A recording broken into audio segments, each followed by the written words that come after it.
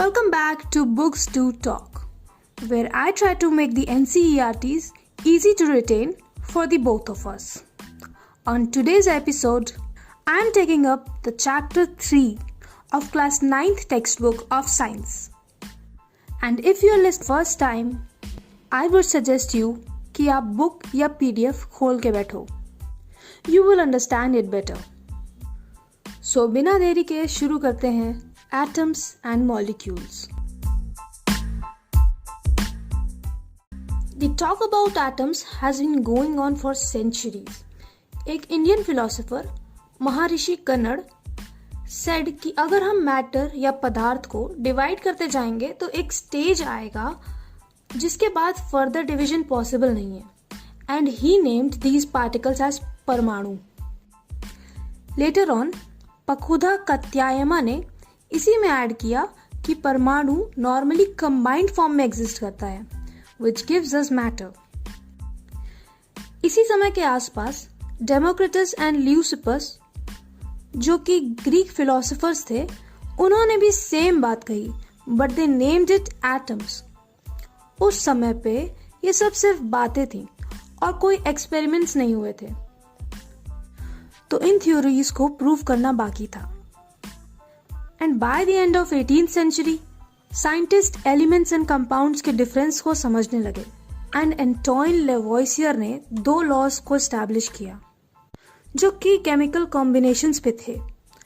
These 2 laws led the foundation of chemical sciences. These laws are law of conservation of mass and law of constant proportion. Law of conservation of mass said that in a chemical reaction, mass can neither be created nor be destroyed. मतलब अगर हम लोग 100 ग्राम पानी में 5 ग्राम चीनी मिलाएंगे तो mixture का वेट 105 ग्राम ही होगा, ना ज्यादा ना कम. अब मिलाते समय गिर जाए तो बात अलग है. Law of constant proportion मतलब in a chemical substance the elements are always present in a definite proportion by mass. मतलब आप वाटर को, प्यार से इसे हम H2O बोलते हैं, उसको आप कहीं से भी लो, किसी भी नदी, तालाब, नाले, कहीं से भी उठाओ, उसमें हाइड्रोजन एंड ऑक्सीजन का मास 1:8 के रेशियो में ही मिलेगा. ऐसे ही अमोनिया का केमिकल फॉर्मूला होता है NH3. इनके सारे मॉलिक्यूल्स में आपको नाइट्रोजन एंड हाइड्रोजन 14:3 के रेशियो में ही मिलेगा. Constant proportion always. फिर आई डाल्टन की एटॉमिक थ्योरी. इस थ्योरी ने एटम को पहली बार अच्छे से एक्सप्लेन किया. इस थ्योरी ने बताया कि all matter is made up of very tiny particles called atoms. He also said कि एटम्स आर इनविजिबल पार्टिकल्स जो ना ही क्रिएट हो सकते हैं ना डिस्ट्रॉय, और एक एलिमेंट के सारे एटम्स मास और केमिकल प्रॉपर्टी में सेम ही होते हैं. And atoms of different elements are different in mass and chemical properties. He also said कि एटम स्मॉल होल नंबर के रेशियो में कंबाइन होकर कंपाउंड बनाते हैं, और एक कंपाउंड में कितने और कौन कौन से एटम होंगे ये कांस्टेंट होता है. अब एटम्स को हमने सिंबल्स दिए क्योंकि हम बहुत आलसी हैं और हम हर जगह हाइड्रोजन हाइड्रोजन करते नहीं फिर सकते. बिसाइड्स अगर सारी जगह फुल नेम लिखे होते ना तो हमारी केमिस्ट्री की बुक और मोटी होती. आज की बुक तो कंप्लीट हो नहीं पा रही है तो वो तो भूल जाओ. एनीवेज, डाल्टन साहब ने पहली बार सिंबल्स को यूज किया. उनके symbols are shown in figure 3.3 in the book, या गूगल करके देख लो. पर बर्जीलियस ड्राइंग में अच्छे नहीं थे, तो उन्होंने सजेस्ट किया कि we should use letters as the symbols of elements. और तब से हम लेटर्स ही यूज करते आ रहे हैं to denote the elements. We need to remember that the first letter of the symbols will always be in capital. मतलब hydrogen का सिंबल है H, तो वो तो कैपिटल होगा ही. एल्यूमिनियम का है Al, तो A capital and L small होगा. अब most of the symbols were the first or the first 2 letters of the elements, like barium का Ba, आयोडीन का I. पर कई एलिमेंट्स थे जिनके इनिशियल लेटर्स मैच करते थे, तो we also used their Latin names. For the symbols. जैसे आयरन का लैटिन नेम फेरम है तो हमने Fe रख दिया, सोडियम का नेट्रियम था तो Na एंड सो ऑन। अब आते हैं एटॉमिक मास पे। एक एटम इतना छोटा होता है कि उसका मास मेजर करना काफी डिफिकल्ट होता है, तो we made a unit for measuring mass of atoms. एक छोटू से एटम का वेट करने के लिए किलोग्राम, ग्राम, इवन मिलीग्राम काफी बड़ी स्केल थी, इसलिए मजबूरनवश हमें रिलेटिव एटॉमिक मास यूनिट बनानी पड़ी। हमने कार्बन का ही एक आइसोटोप जिसका मास 12 होता है और उसका नाम कोइंसिडेंटली कार्बन 12 है, वो लिया और ये डिसाइड किया कि एक atomic mass unit will be equal to 1/12 of one atom of carbon 12। प्यार से AMU और सिंपली U बुलाएंगे। अब तक साइंटिस्ट ने सारे एलिमेंट्स के masses with respect to AMU निकाल लिए हैं। हाइड्रोजन का 1 AMU है, कार्बन का 12 AMU, नाइट्रोजन का 14 AMU, ऑक्सीजन का 16 AMU और सोडियम का 23 AMU and so on. Atom के बारे में इतनी बातें कर ली और हमें पता ही नहीं कि एटम क्या है। Atoms are the building blocks of all matter और एटम्स बहुत छोटे होते हैं, इतने छोटे कि अगर मिलियंस ऑफ एटम्स को एक के ऊपर एक रखेंगे तो वो गड्डी सिर्फ एक पेज की थिकनेस के बराबर होगी। We measure atomic radius in nanometres and 1 nanometre is equal to 1/10⁹ part of a metre और 1 metre is equal to 10⁹ nanometre. इतना छोटा। अब atoms do not exist independently, they either form molecules और ions और ढेर सारे मॉलिक्यूल्स एक साथ आकर मैटर बनाते हैं। एक molecule is a group of atoms which have a chemical bond amongst themselves और ये इंडिपेंडेंटली एग्जिस्ट कर सकता है। एटम्स ऑफ सेम एलिमेंट्स और of different elements join to form a molecule. एक मॉलिक्यूल में कितने एटम्स हैं उसे हम एटॉमिसिटी बोलते हैं। जैसे noble gases like helium, argon, neon ये सब मॉलिक्यूल्स नहीं बनाते एंड हेंस आर मोनोएटॉमिक, मतलब उसमें एक ही एटम होता है। वहीं ऑक्सीजन, हाइड्रोजन, नाइट्रोजन इनके दो एटम्स मिलकर एक मॉलिक्यूल बनाते हैं लाइक O2, H2, N2। तो दीज आर डायएटॉमिक मॉलिक्यूल्स, मतलब एक मॉलिक्यूल में 2 एटम्स। फॉस्फोरस के 4 एटम्स मिलकर एक मॉलिक्यूल बनाते हैं तो ये टेट्राएटॉमिक होगा। सल्फर के 8 मतलब S8 मॉलिक्यूल होता है तो पॉलीएटॉमिक, मतलब 4 से बड़े जितने भी मॉलिक्यूल्स होंगे दे विल बी पॉलीएटॉमिक। ये तो हो गई बात जब सेम टाइप के एटम्स मिलकर मॉलिक्यूल बनाते हैं। जब डिफरेंट टाइप ऑफ एलिमेंट्स के एटम्स कंबाइन होते हैं तो हम उन्हें कंपाउंड कहते हैं। जैसे H2O water, ammonia NH3, carbon dioxide CO2, ये सब एग्जाम्पल हैं कंपाउंड के। आपने कई जगह केमिस्ट्री में आयंस शब्द तो सुना ही होगा। आयंस होते क्या हैं? Ions are simply charged atoms. Atoms में इलेक्ट्रॉन होते हैं जो नेगेटिवली चार्ज होते हैं एंड प्रोटॉन्स जो पॉजिटिवली चार्ज होते हैं and they are present in equal quantity in an atom.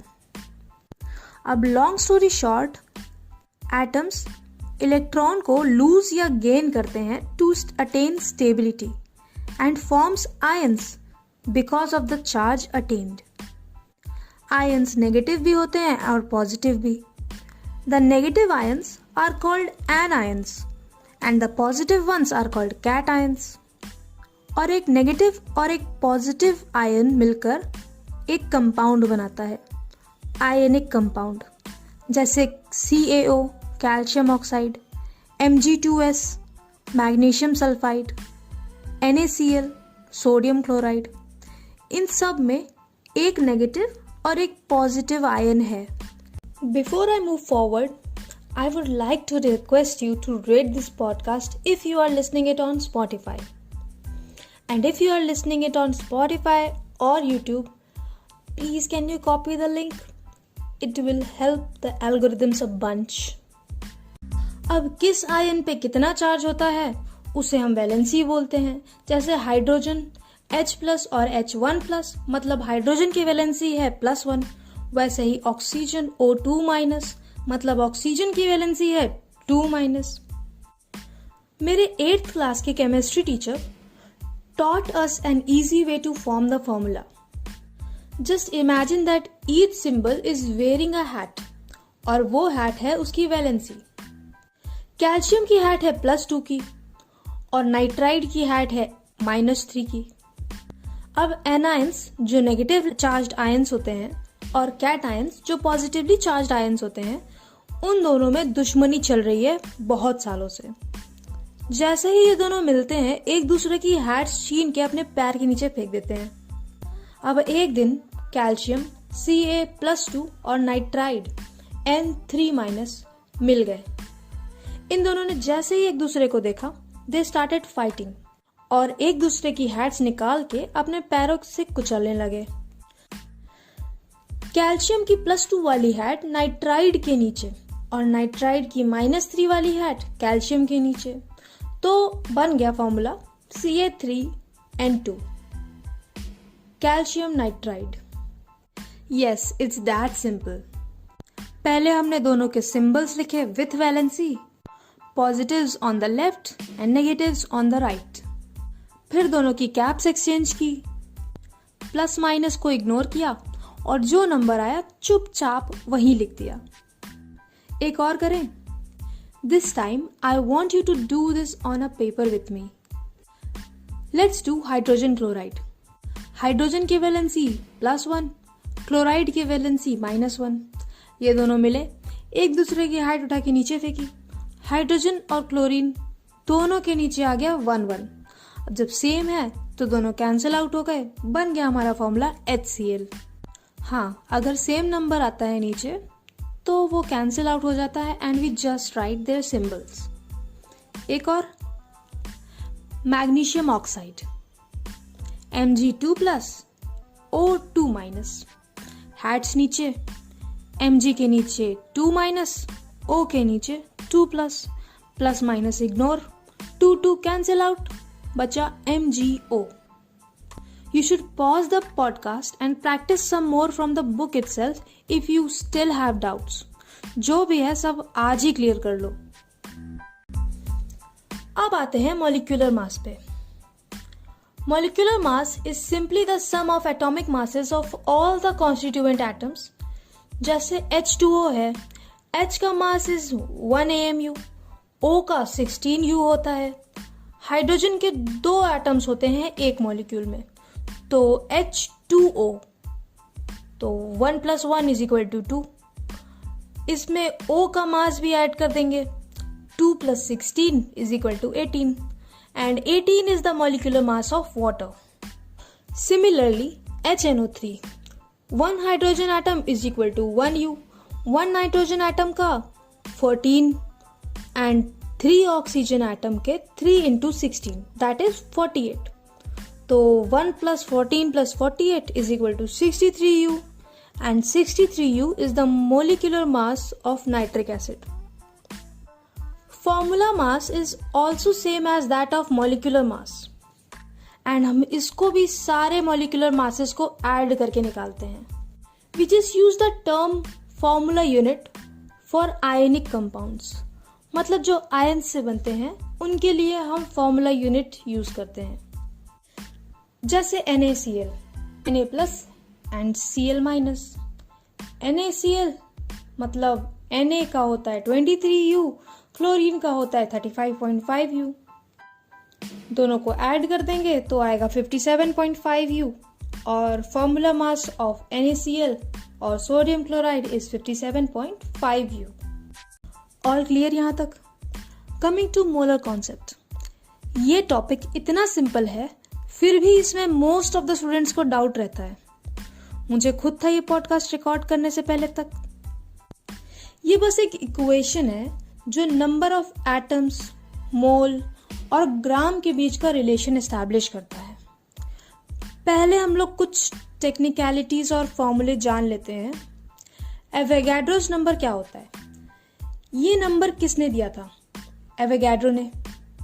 और ये कांस्टेंट है, मतलब 1 mole of anything is equal to 6.023 into 10⁻23 atoms.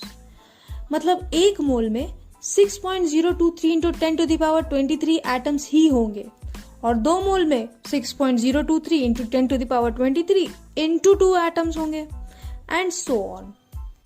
और 1 मोल की वैल्यू फिक्स है, मतलब 1 mole is equal to the relative atomic molecular mass in grams. मतलब 1 mole of hydrogen is equal to 1 gram of hydrogen atom, या फिर 1 mole of carbon is equal to 12 gram of carbon atoms. 1 mole of H2O is equal to 18 grams of water molecules. समझे? बस हम लोग उसका relative atomic mass या molecular mass वाला number ले रहे हैं और उसके आगे AMU की जगह ग्राम लगा दे रहे हैं। 1 mole of HNO3 is equal to 63 grams of nitric acid molecules. 1 mole of NaCl is equal to 58.5 grams of NaCl molecule. यहां तक क्लियर? अब ये दोनों इक्वेशंस रिलेटेड हैं, क्योंकि दोनों इक्वेशंस में आपने नोटिस किया होगा 1 मोल आ रहा है। तो 1 mole of anything is equal to the Avogadro's number, which is equal to the relative mass of those particles in grams, and these are interconvertible. और 2 और फॉर्मूलेस हैं। Number of moles is equal to the given mass, जो कि question में given होगा, upon the molecular mass, और the given mass will be equal to number of moles into molecular mass. मैंने बस फॉर्मूले का सब्जेक्ट चेंज किया है, इन दोनों में फॉर्मूला सेम है। जो दूसरा फॉर्मूला है, तीसरा, is that number of moles is equal to the given number of particles upon Avogadro's number. ये चंद फॉर्मूलेज हैं जिनको आपको याद करना पड़ेगा। आई होप आपको कॉन्सेप्ट समझ आ गया होगा। All you need to do is practice questions based on molar concept, क्योंकि then you will really get a hang of it, and questions करना आपके लिए और आसान हो जाएगा।